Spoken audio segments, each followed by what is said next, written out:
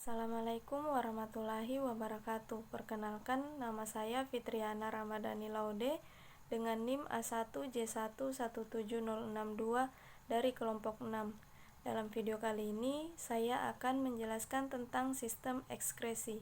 Ini merupakan salah satu tugas praktikum mata kuliah anatomi dan fisiologi manusia yang diampu oleh Bapak dosen Mustamin Balumbi SPD MSI dan asisten pembimbing Kisan Muhammad. Berikut kita mulai videonya. Selamat menyaksikan. Dalam video ini saya akan membahas tentang sistem ekskresi dan sistem urinaria. Sistem ekskresi merupakan proses pengeluaran zat sisa metabolisme yang sudah tidak digunakan lagi oleh tubuh.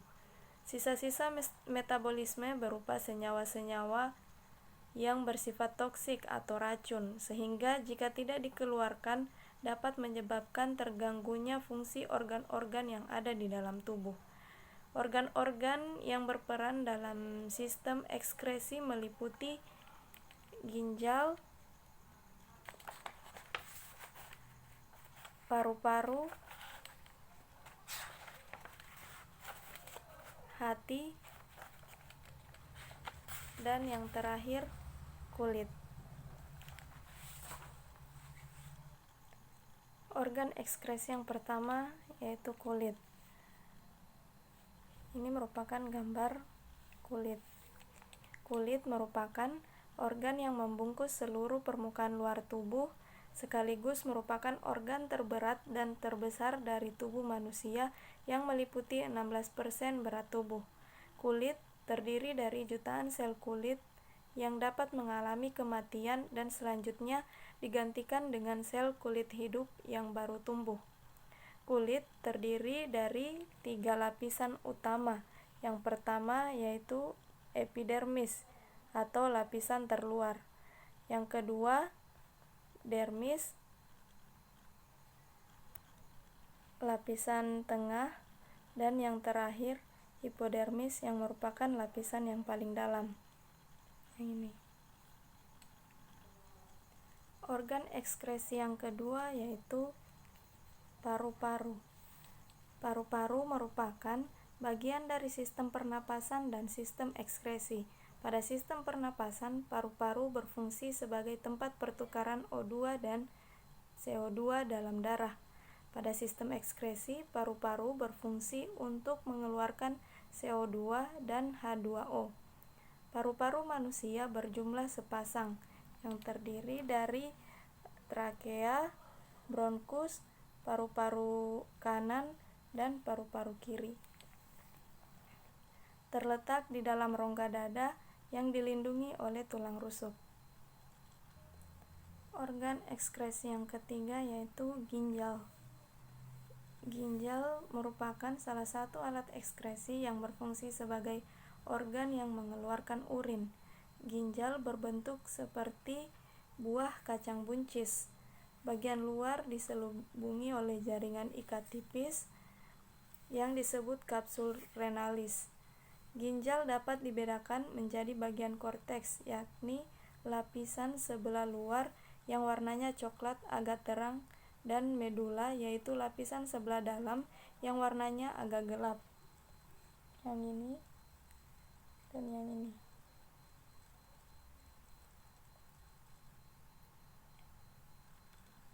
Pada bagian korteks banyak dijumpai corpusculum renalis Malpighi dan capsula Bowman yang terpulas gelap, sedangkan pada medula banyak dijumpai lobe of Henle. Ginjal terletak retroperitoneal pada dinding abdomen di kanan dan kiri kolumna vertebralis. Ginjal kanan terletak lebih rendah dari yang kiri karena besarnya lobus hepar atau lobus hati.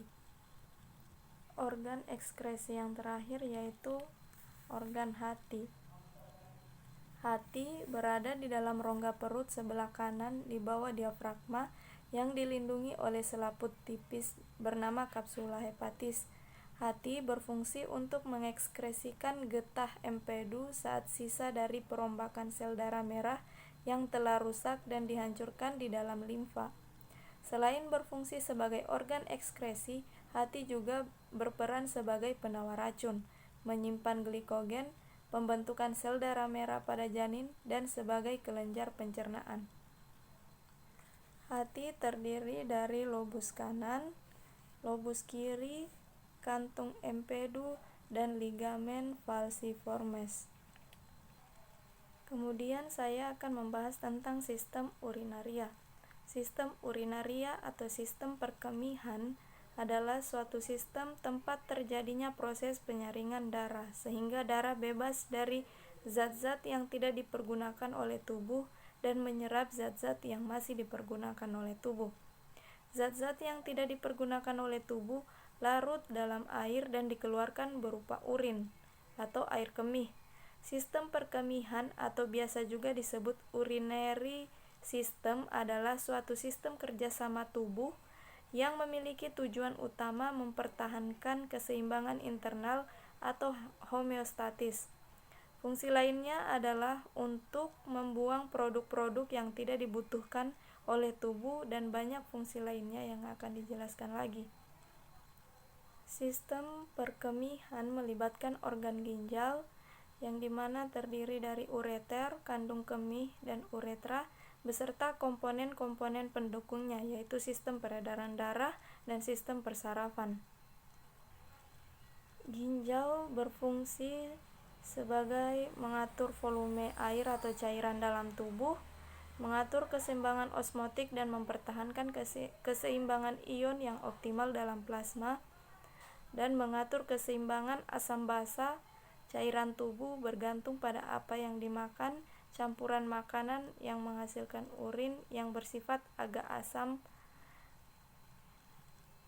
Kemudian ureter. Ureter terdiri dari dua buah tabung atau saluran yang menghubungkan ginjal dengan kandung kemih atau vesika urinaria.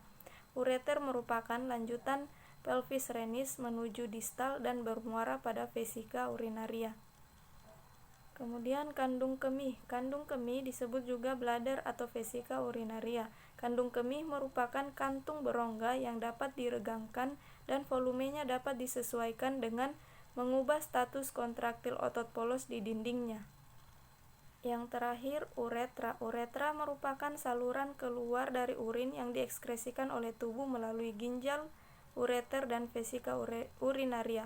Uretra adalah saluran sempit yang berpangkal pada kandung kemih yang berfungsi menyalurkan air kemih keluar. Baik, itulah video saya tentang sistem ekskresi. Semoga dapat bermanfaat bagi semua teman-teman yang menonton. Lebih dan kurangnya mohon dimaafkan, dan saya mengucapkan terima kasih. Wassalamualaikum warahmatullahi wabarakatuh.